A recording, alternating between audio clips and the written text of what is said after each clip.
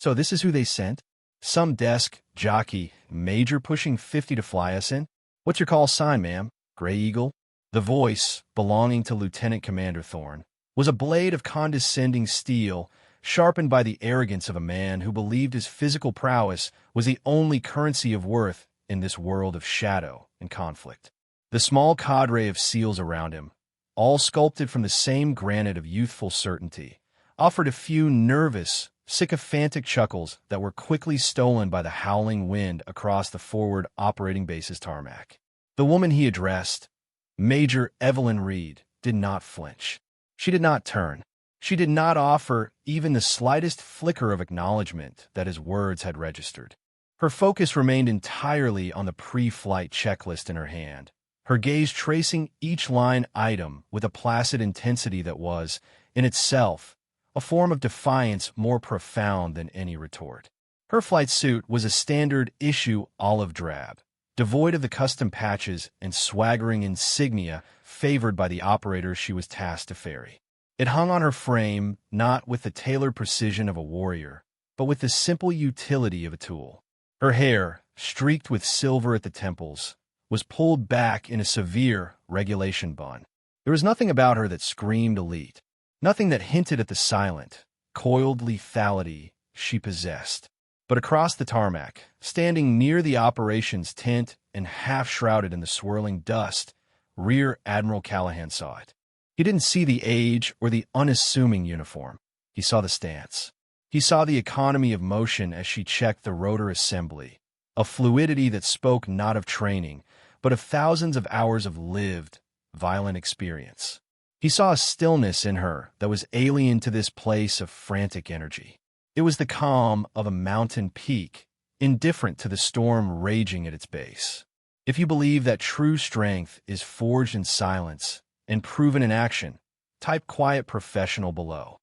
Thorne, however, saw none of this. He saw only what his prejudice allowed him to see, a relic. He continued his monologue, his voice rising to carry over the whine of the auxiliary power unit spooling up. Look, I'm sure you were a real hotshot back in your day, Major. Flew a desk, maybe a cargo plane back and forth across the Atlantic. But this isn't a milk run. This is a Tier 1 insertion into a denied area with an active SAM threat. We need someone at the stick who still has the reflexes, someone who isn't going to freeze up when the sky lights up. My men's lives are on the line. He gestured with a thumb toward his team, who now shuffled their feet, the humor of the moment evaporating into palpable discomfort. The insult was no longer a casual jibe. It was a direct, public challenge to her competence, an erosion of the fundamental trust between operator and transport. Still, Evelyn remained a statue of professional focus. She finished her external checks, her gloved hand running along a seam on the fuselage with a practiced, almost intimate familiarity. She moved to the cockpit ladder, her movements unhurried, deliberate. Each step was placed with a certainty that was unnerving.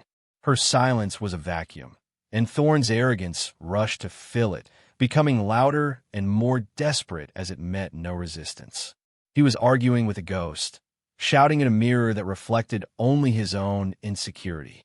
The onlookers, the ground crew, the other pilots waiting for their own assignments, they all felt it now. This wasn't a dressing down. It was an uncomfortable spectacle.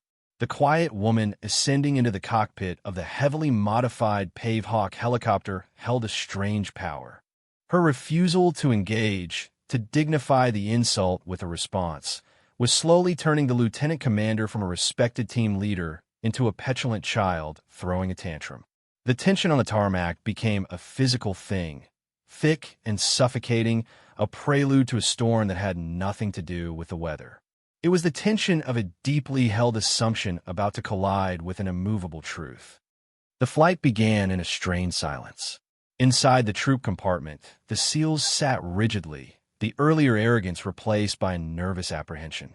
Thorne's words hung in the air, a poison that had contaminated the sterile, mission-focused environment. He stood behind the cockpit, arms crossed, staring over Evelyn's shoulder, a self-appointed proctor ready to grade her inevitable failure. For the first 20 minutes, the mission was deceptively calm.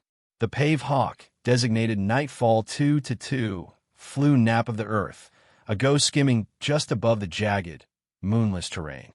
Evelyn's hands on the cyclic and collective were impossibly steady, her inputs so minute, so fluid, that the complex machine felt less like it was being flown and more like it was an extension of her own nervous system.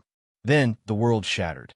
A piercing shriek tore through the internal comms, the unmistakable warble of a missile lock. On the threat display, a red icon blinked with lethal purpose. "Sam launch! Sam launch!" 9 o'clock, the co-pilot screamed, his voice cracking with adrenaline. Thorne gripped the back of Evelyn's seat, his knuckles white. "Break right. Deploy flares. Do something," he roared, his command authority dissolving into raw panic. But Evelyn did not break right. She did not immediately dump her countermeasures. Her eyes were fixed on her instruments, her expression unchanged. It was a terrifying, inhuman calm. For a split second, she did nothing, letting the missile close, a predator drawn to its prey. The SEALs braced for the inevitable impact, a final, silent prayer on their lips. The silence in the cockpit was no longer calm. It was the deafening silence of impending death, a void where every heartbeat was a drumbeat counting down to oblivion. Then she moved. It was not a reaction. It was an act of pure, predatory instinct. With a grace that defied the violent physics at play, she pulled the collective, sending the helicopter screaming skyward, directly at the missile. It was a move of such suicidal insanity that Thorne let out an involuntary gasp. The missile, its primitive seeker head confused by the sudden change in aspect, wobbled in its trajectory. At the precise apex of her climb, the exact moment the Pave Hawk was about to stall, she kicked the left rudder pedal with brutal force. The aircraft snapped sideways in a disorienting, gut-wrenching maneuver that threw the occupants against their harnesses. Simultaneously, her thumb depressed the countermeasures button, releasing a single, perfectly timed bloom of incandescent flares. The missile, reacquiring its target, chose the hotter, brighter signature and detonated harmlessly 100 meters away. But they were now falling a dead weight in the sky, alarms screaming like banshees. "We're stalled. We're going in," the co-pilot yelled, his hands hovering uselessly over his own controls. "Negative." Evelyn's voice cut through the chaos, her first word since leaving the ground. It was not a reassurance. It was a statement of fact. She pushed the cyclic forward, diving to regain airspeed, her hands a blur of controlled, precise violence. The ground rushed up to meet them, a dark, unforgiving canvas. At the last possible second, she pulled back, leveling out so low that the rotor wash kicked up a storm of rock and sand that peppered the fuselage like shotgun pellets. The Pave Hawk screamed through the valley, safe, stable, and back on course. In the cabin, a stunned silence reigned. Thorne slowly sank back into his seat, his face ashen. The feat he had just witnessed was not in any manual. It was not training. It was artistry born of impossible experience. It was the kind of flying that becomes legend, whispered about in hushed tones by men who have seen the edge of the void and been pulled back by a steady hand. He was speechless, his arrogance vaporized, replaced by a profound and terrifying awe. They landed at the extraction point with the gentle precision of a falling leaf, the damaged helicopter settling onto the dirt as if it were kissing the ground. The mission was a success, but the atmosphere was funereal. As the SEALs disembarked, they avoided looking at the cockpit, their faces a mixture of shame and disbelief. Admiral Callahan's voice crackled over the secure channel from the distant Tactical Operations Center, his tone devoid of its usual gruff warmth. "Nightfall 2-2, what the hell was that?" My tactical display lit up like a Christmas tree. "I saw that maneuver. I don't think I've ever seen that maneuver." Report there was a pause. The co-pilot, still shaken, keyed his mic, but Evelyn's calm voice overrode him. "TOC, this is Nightfall 2-2. We engaged a single manpad, evaded, and are now green on the ground. Mission complete. No casualties." Her report was sterile, technical, completely omitting the ballet of near death she had just choreographed. It was the report of a professional for whom the impossible was merely a procedural item to be checked off a list. Callahan was silent for a long moment, the dead air on the frequency crackling with unspoken questions. He had been in this business for 40 years. He had seen the best pilots the world had to offer. But the data scrolling across his screen told a story that defied belief. The G-forces pulled, the stall conditions, the recovery altitude. It was a sequence that should have resulted in a smoking crater. It was not just skill. It was a conversation with the laws of physics, spoken by someone who knew them on a first-name basis. Nightfall 2-2. Callahan's voice returned, slower this time, laced with a dawning recognition. Major, I'm pulling up your service record. There's a flag on it. Requires my authorization to view. He paused. On the ground, Thorne and his team stood near the silent helicopter, listening to the exchange over the team's comms network. They watched the cockpit, where the silhouette of the pilot remained still, patient. Authorization granted, Admiral. Evelyn replied, her voice as even as ever. There was a clicking sound on the other end of the line, the sound of a keyboard. Then, a sharp intake of breath. The silence that followed was longer this time, heavier. When Callahan spoke again, his voice was completely different. It was stripped of rank, stripped of authority, and filled with a raw, unadulterated reverence that sent a shiver down the spine of every man listening. My God, he whispered, the words barely audible. Unit designation, 160th Special Operations Aviation Regiment. Flight hours, over 8,000, most under combat conditions. Awards, Distinguished Flying Cross with Valor Device. Silver Star, Bronze Star, Air Medal with 24 oak leaf clusters. Purple Heart.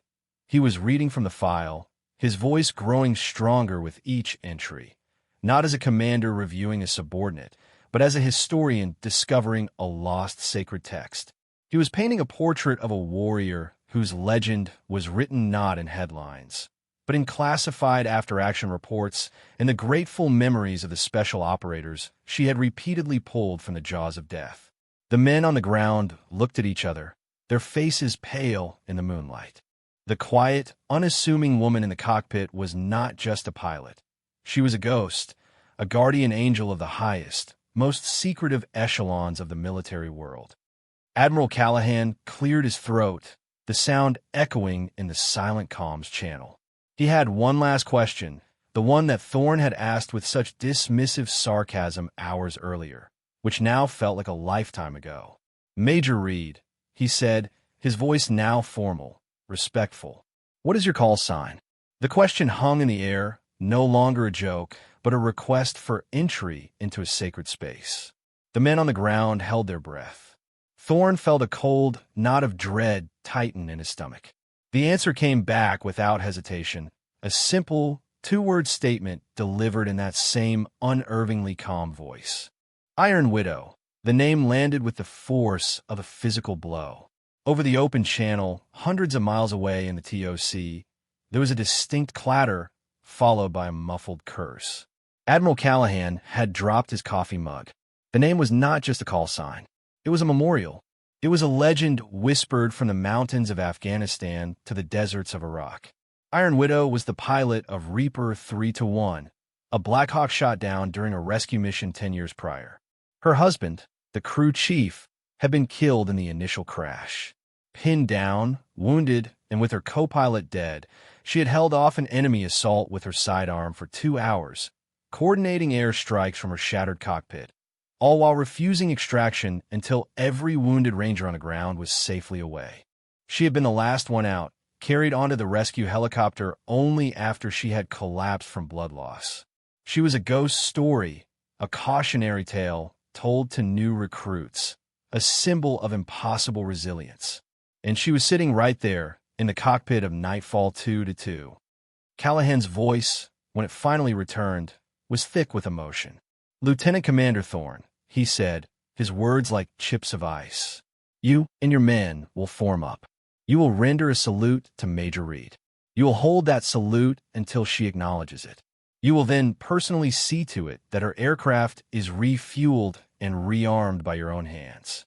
You will not eat, you will not sleep until her machine is ready to fly again. Is that understood? The command was absolute.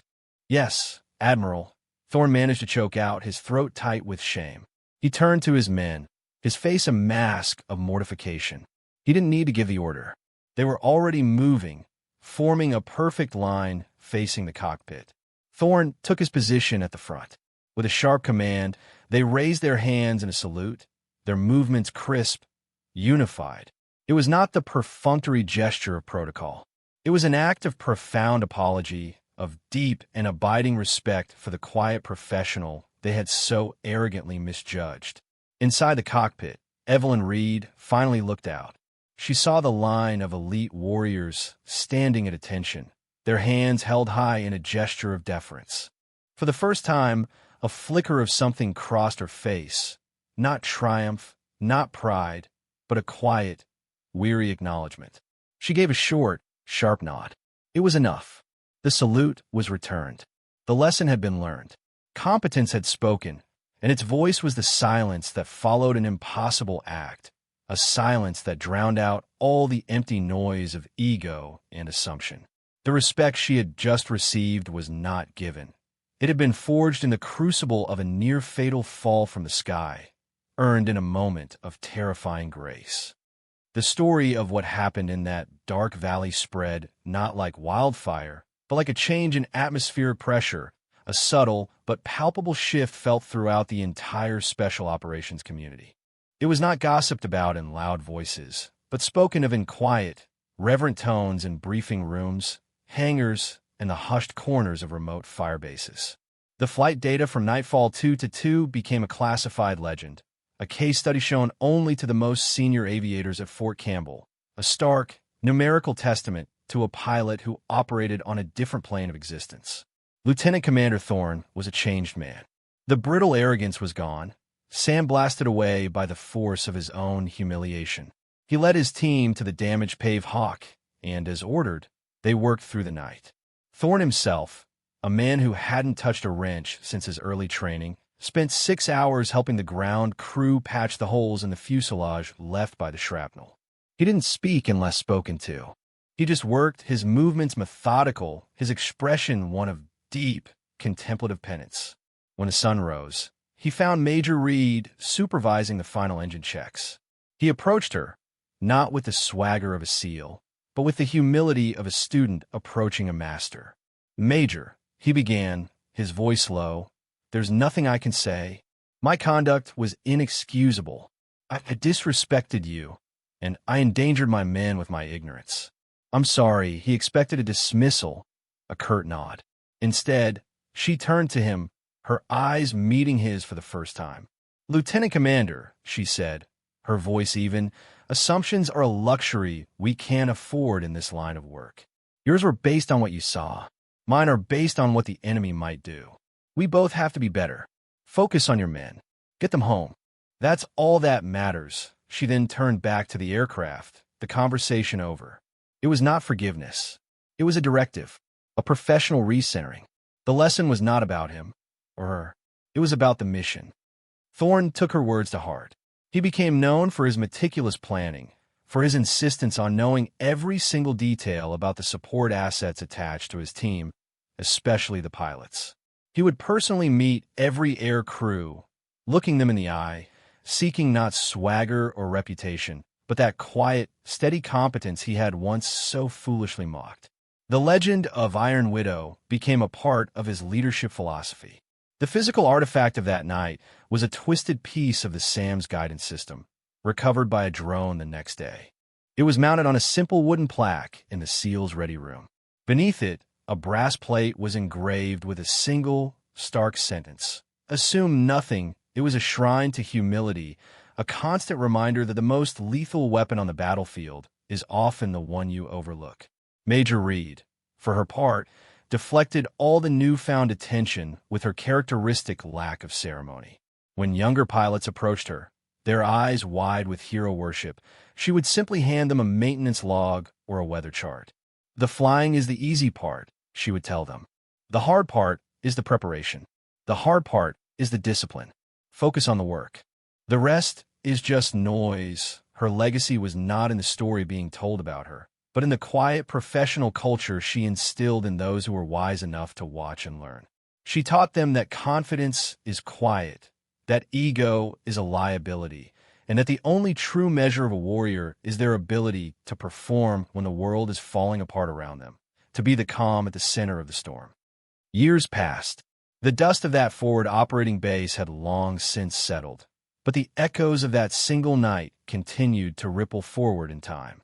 Lieutenant Commander Thorne was now Captain Thorne, a senior officer in the Naval Special Warfare Command, widely respected for his wisdom, his humility, and his uncanny ability to mentor young, headstrong officers. The arrogance of his youth had been replaced by a deep, thoughtful gravity. He never missed an opportunity to tell the story of Nightfall 2-2. It became a staple of his lectures to new trainees at the BUD/S compound in Coronado. He would stand before the rows of exhausted, hopeful young men and paint a vivid picture of his own ignorance. He would describe the unassuming major, the condescending insult, the terrifying missile lock, and the impossible maneuver that saved them all. He would tell them about the name that made an admiral drop his coffee, the name that was a living monument to courage and loss. Iron Widow. We look for a certain type of man in this community, he would say, his voice resonating with hard-won authority. We look for physical strength, for aggression, for a warrior's spirit. But the most dangerous person you will ever meet is not the loudest man in the room. It's not the one with the most medals on his chest. It is the quiet professional, the one who has nothing to prove because their work has already proven it for them. Your assumptions about people, about who is and who isn't a warrior, are the single greatest threat to your survival. The moment you think you know everything is the moment you are most vulnerable. The story of Major Evelyn Reed, the Iron Widow, had become institutional folklore, a foundational myth passed down from one generation of special operators to the next. It was a lesson etched not in a manual, but in the very soul of the community. Her actions on that one night had done more to teach the value of humility and respect than 1,000 lectures or PowerPoint presentations ever could. Her quiet competence became the gold standard, a silent creed for those who worked in the shadows. True legacy, the story taught, is not a monument you build to yourself. It is not in the stories you tell, but in the lessons that others learn from your example. It is not what you leave behind in a physical sense, but what continues to move forward in the hearts and minds of those you've influenced. Evelyn Reed never sought fame or recognition. She sought only precision, discipline, and the successful completion of her mission. Yet, in doing so, she created a legend that would outlive her, a powerful reminder that the true measure of a person is found not in the volume of their voice, but in the depth of their character and the undeniable proof of their actions. Her silence on that tarmac was not weakness. It was the calm before the storm of her own profound competence, a competence that spoke a language everyone, from the cockiest lieutenant to the most seasoned admiral, could ultimately understand. For more stories where quiet competence triumphs over loud assumption, and where silent professionalism defines true worth, subscribe to Unknown Heroine Stories.